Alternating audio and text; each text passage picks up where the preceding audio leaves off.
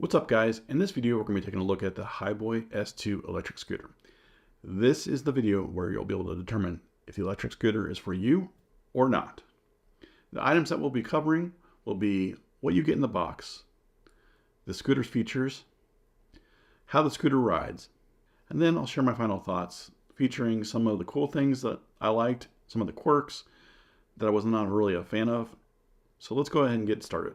The Hiboy S2 is what I consider a budget-friendly electric scooter. While it does retail for $599, every time I've looked at the price, it's been discounted to $299.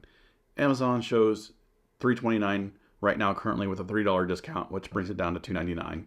I'll leave a link in the description below so you can check it out if you're interested in purchasing. This did come in a large box, almost fully assembled, except for the handlebars. I wish I still had the box to show you how big the box was, but I don't. Just imagine a box big enough to fit the scooter in when it's folded down. The only assembly required is sliding the handlebar into the steering neck and screwing the 4 small Allen key bolts in, one on each or 2 on each side.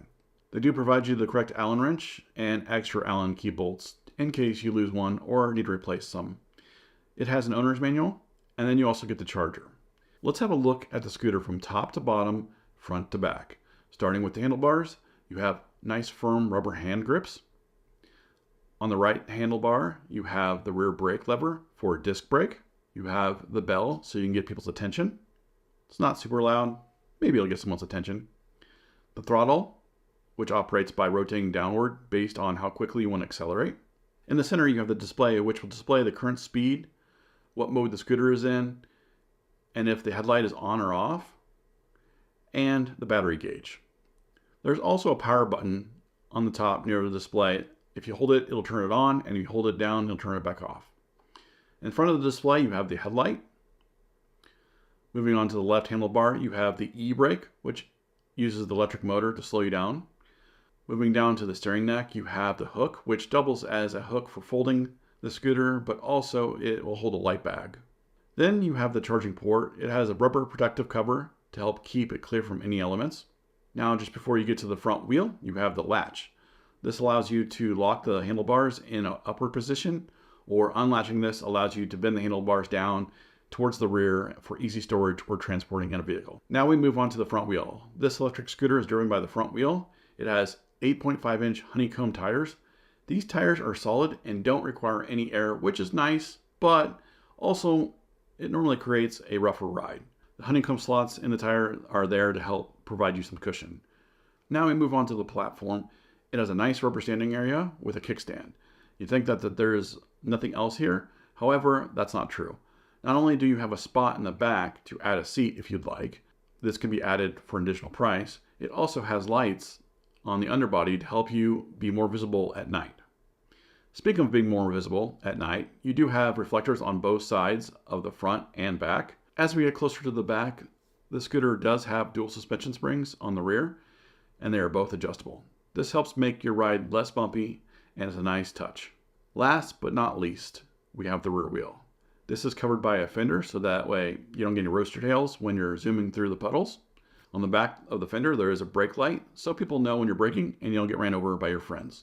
The rear wheel has a disc brake and is an airless honeycomb tire as well. Now that we've covered the scooter from top to bottom, front to back, let's talk about the specs and features. It has a 350 watt motor with a top speed of 18.6 miles per hour. The battery is a 36 volt, 7.5 amp hour, which gives you about 17 mile range, and it charges back up in about 5 hours. Keep in mind that the distance can vary on the terrain that you ride on. It's also worth mentioning that this scooter has regenerative braking, and it helps charge the scooter while it's riding. The charger itself has a light on it where it shows up red when it's plugged into the scooter when it's charging, and then once it's fully charged, it shows up green. Now, keep in mind as well is if it's not plugged into the scooter but it's plugged into the wall, the charger will show up green. So always double check to make sure that you plugged it into the scooter. One of the nice features of this scooter is it has a mobile app, allowing you to connect it to the scooter and fine tune it. The app connects to the scooter via Bluetooth and provides you more options. You can see a large speedometer at the top, which I assume you'll want to buy a handlebar mount for the phone if you're going to use this. Below is a nice graph of your battery life left. Now, this scooter does have the capability of being locked with the mobile app that prevents the motor from running. This way, you can lock it and go into the store if you want. However, someone can still go by and steal the scooter and use it as a normal scooter if they wanted to. So maybe not the best, but if you have it outside in a neighborhood and you don't want your neighbor riding it or something, or neighbor's kid or something riding, I don't know. If you have it at a party or something like that, you don't want someone riding it around, you can go ahead and lock it down if you want to. In the app, you're also able to toggle the lights on and off, as well as adjust the settings such as speed limits and cruise control. The nice thing is you can fine-tune the acceleration and brake response to your needs or any other rider's needs. This is a nice feature if you have a younger kid wanting to ride the scooter, or someone that's really new at riding scooters and doesn't want to just take off and hurt themselves. You can fine-tune the speed limit down to a lower speed limit, as well as slow the pace of acceleration to kind of allow them to get used to it. Here are my final thoughts on the Hiboy S2's electric scooter. I have to say that this has been enjoyable to ride, and I've had a blast running around testing it out. For a 350 watt motor, it does a great job powering my 230 pound body around. The only time I find it struggles is going up some pretty steep hills. Now, through my neighborhood, there's quite a few different steep hills. For the most part, it was going about 5 to 8 miles per hour, depending on the the grade of the hill.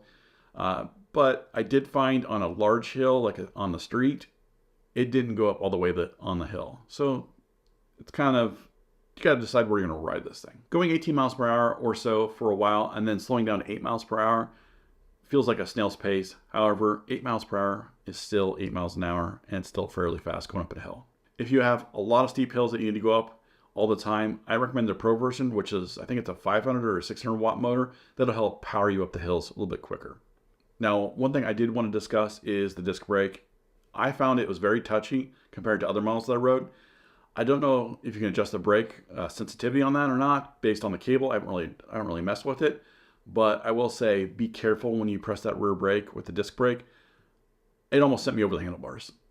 And I did find that using the electronic brake was a lot smoother and easier to use. And I find myself using that way more often.